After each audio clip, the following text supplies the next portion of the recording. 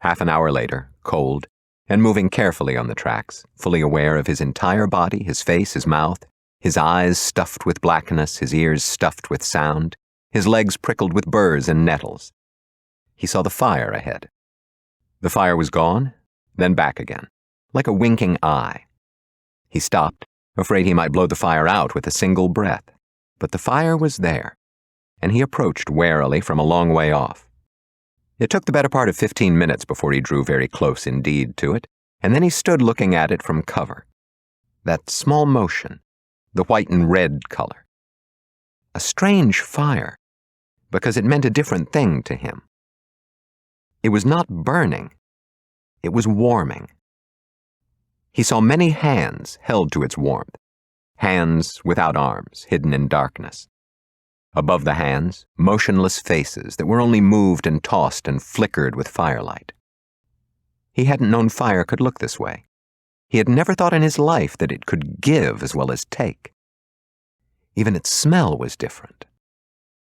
How long he stood he did not know, but there was a foolish and yet delicious sense of knowing himself as an animal come from the forest, drawn by the fire.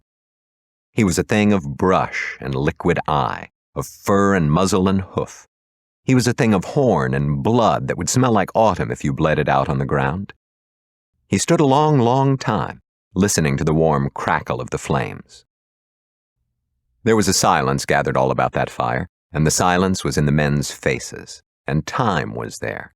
Time enough to sit by this rusting track under the trees and look at the world, and turn it over with the eyes, as if it were held to the center of the bonfire, a piece of steel these men were all shaping. It was not only the fire that was different, it was the silence. Montag moved toward this special silence that was concerned with all of the world. And then voices began, and they were talking, and he could hear nothing of what the voices said, but the sound rose and fell quietly, and the voices were turning the world over and looking at it. The voices knew the land and the trees and the city which lay down the track by the river. The voices talked of everything. There was nothing they could not talk about, he knew, from the very cadence and motion and continual stir of curiosity and wonder in them. And then one of the men looked up and saw him, for the first or perhaps the 7th time, and a voice called to Montag, "All right, you can come out now." Montag stepped back in the shadows. "It's all right," the voice said. "You're welcome here." Montag walked slowly toward the fire and the 5 old men sitting there dressed in the dark blue denim pants and jackets and dark blue shirts. He did not know what to say to them. "Sit down," said the man who seemed to be the leader of the small group. "Have some coffee?" He watched the dark steaming mixture pour into a collapsible tin cup, which was handed him straight off. He sipped it gingerly and felt them looking at him with curiosity. His lips were scalded, but that was good. The faces around him were bearded, but the beards were clean, neat, and their hands were clean. They had stood up as if to welcome a guest, and now they sat down again. Montag sipped. "Thanks," he said. "Thanks very much." "You're welcome, Montag. My name's Granger." He held out a small bottle of colorless fluid. "Drink this too. It'll change the chemical index of your perspiration. Half an hour from now you'll smell like 2 other people, with the hound after you. The best thing is bottoms up." Montag drank the bitter fluid. "You'll stink like a bobcat, but that's all right," said Granger. "You know my name," said Montag. Granger nodded to a portable battery TV set by the fire. "We've watched the chase. Figured you'd wind up south along the river. When we heard you plunging around out in the forest like a drunken elk, we didn't hide as we usually do. We figured you were in the river when the helicopter cameras swung back in over the city. Something funny there. The chase is still running. The other way, though." "The other way?" "Let's have a look." Granger snapped the portable viewer on. The picture was a nightmare, condensed, easily passed from hand to hand in the forest, all whirring color and flight. A voice cried, "The chase continues north in the city. Police helicopters are converging on Avenue 87 and Elm Grove Park." Granger nodded. They're faking. You threw them off at the river. They can't admit it. They know they can hold their audience only so long. The show's got to have a snap ending, quick. If they started searching the whole damn river, it might take all night. So they're sniffing for a scapegoat to end things with a bang. Watch. They'll catch Montag in the next 5 minutes. But how? Watch. The camera, hovering in the belly of a helicopter, now swung down at an empty street. "See that?" whispered Granger. "It'll be you. Right up at the end of that street is our victim. See how our camera is coming in? Building the scene, suspense, long shot. Right now some poor fellow is out for a walk. A rarity, an odd one. Don't think the police don't know the habits of queer ducks like that. Men who walk mornings for the hell of it, or for reasons of insomnia. Anyway, the police have had him charted for months, years. Never know when that sort of information might be handy, and today, it turns out. It's very usable indeed. It saves face.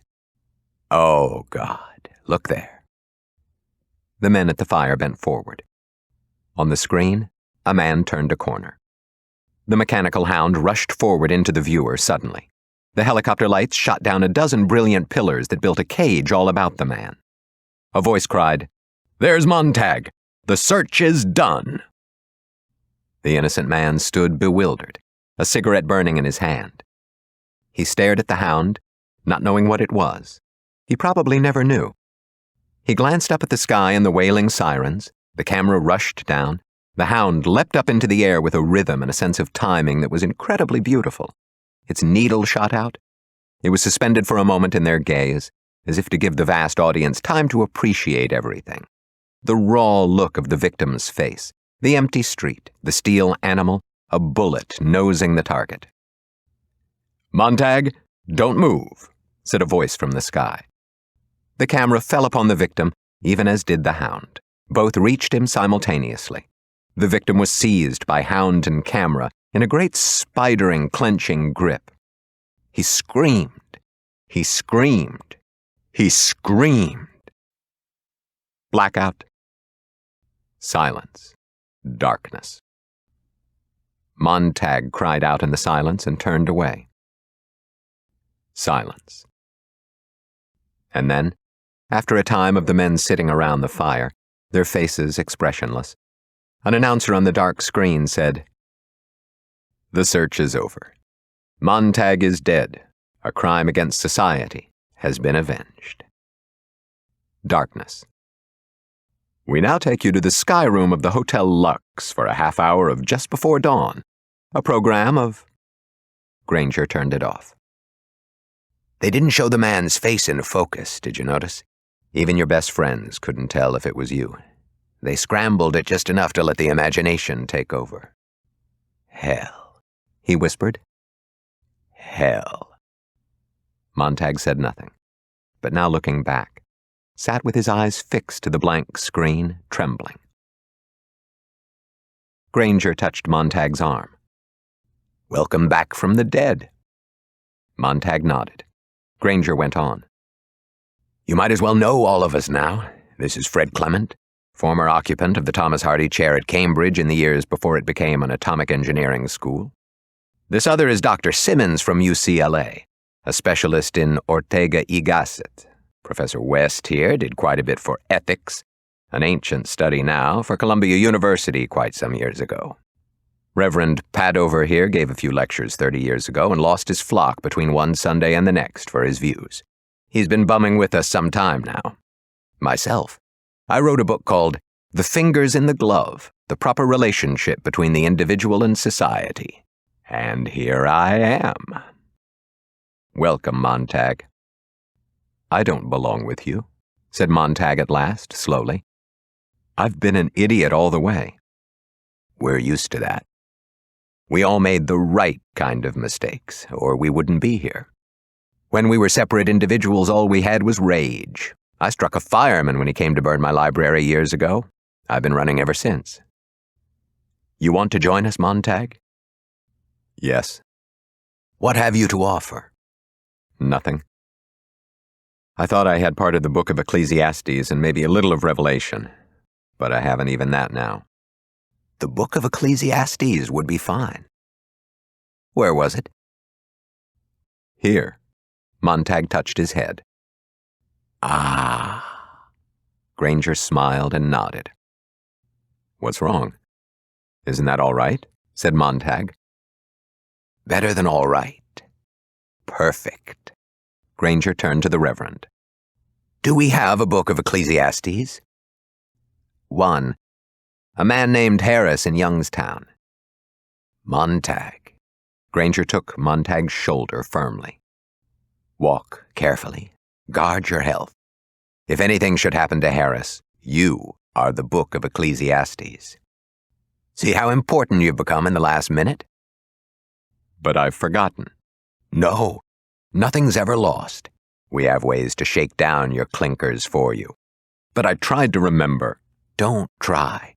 It'll come when we need it. All of us have photographic memories, but spend a lifetime learning how to block off the things that are really in there.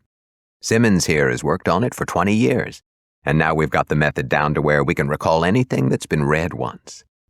Would you like someday, Montag, to read Plato's Republic? Of course. I am Plato's Republic. Like to read Marcus Aurelius? Mr. Simmons is Marcus. How do you do? Said Mr. Simmons. Hello, said Montag. I want you to meet Jonathan Swift, the author of that evil political book Gulliver's Travels. And this other fellow is Charles Darwin. And this one is Schopenhauer. And this one is Einstein. And this one here at my elbow is Mr. Albert Schweitzer, a very kind philosopher indeed. Here we all are, Montag. Aristophanes, and Mahatma Gandhi, and Gautama Buddha, and Confucius, and Thomas Love Peacock, and Thomas Jefferson, and Mr. Lincoln, if you please.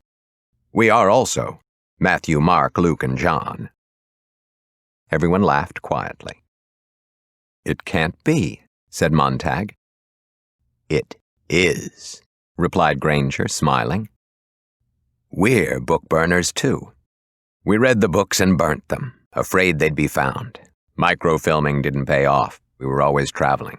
We didn't want to bury the film and come back later, always the chance of discovery.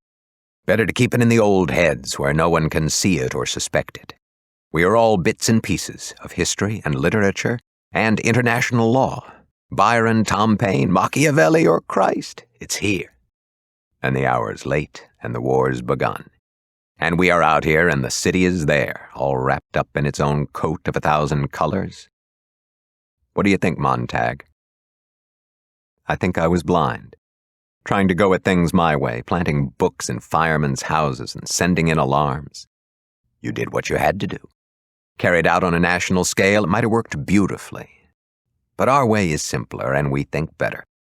All we want to do is keep the knowledge we think we will need intact and safe. We're not out to incite or anger anyone yet. For if we are destroyed, the knowledge is dead, perhaps for good. We are model citizens in our own special way. We walk the old tracks. We lie in the hills at night, and the city people let us be. We're stopped and searched occasionally, but there's nothing on our persons to incriminate us. The organization is flexible, very loose and fragmentary. Some of us have had plastic surgery on our faces and fingerprints. Right now, we have a horrible job. We're waiting for the war to begin and as quickly end. It's not pleasant, but then we're not in control.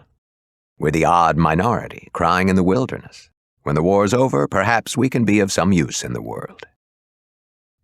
Do you really think they'll listen then? If not, we'll just have to wait. We'll pass the books on to our children by word of mouth, and let our children wait in turn on the other people. A lot will be lost that way, of course, but you can't make people listen. They have to come round in their own time, wondering what happened and why the world blew up under them. It can't last. How many of you are there? Thousands on the roads, the abandoned rail tracks tonight. Bums on the outside, libraries inside.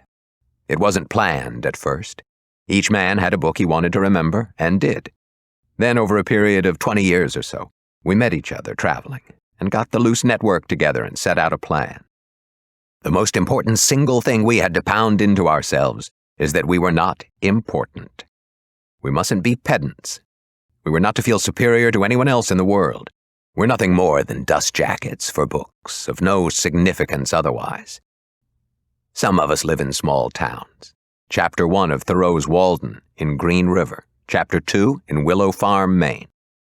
Well, there's one town in Maryland. Only 27 people. No bomb will ever touch that town. Is the complete essays of a man named Bertrand Russell. Pick up that town almost and flip the pages. So many pages to a person. And when the war's over someday, some year, the books can be written again. The people will be called in one by one to recite what they know, and we'll set it up in type. Until another dark age when we might have to do the whole damn thing over again. But that's the wonderful thing about man. He never gets so discouraged or disgusted that he gives up doing it all over again, because he knows very well it is important and worth the doing. "What do we do tonight?" asked Montag. "Wait," said Granger. "And move downstream a little ways just in case." He began throwing dust and dirt in the fire. The other men helped, and Montag helped. And there in the wilderness, the men all moved their hands, putting out the fire together.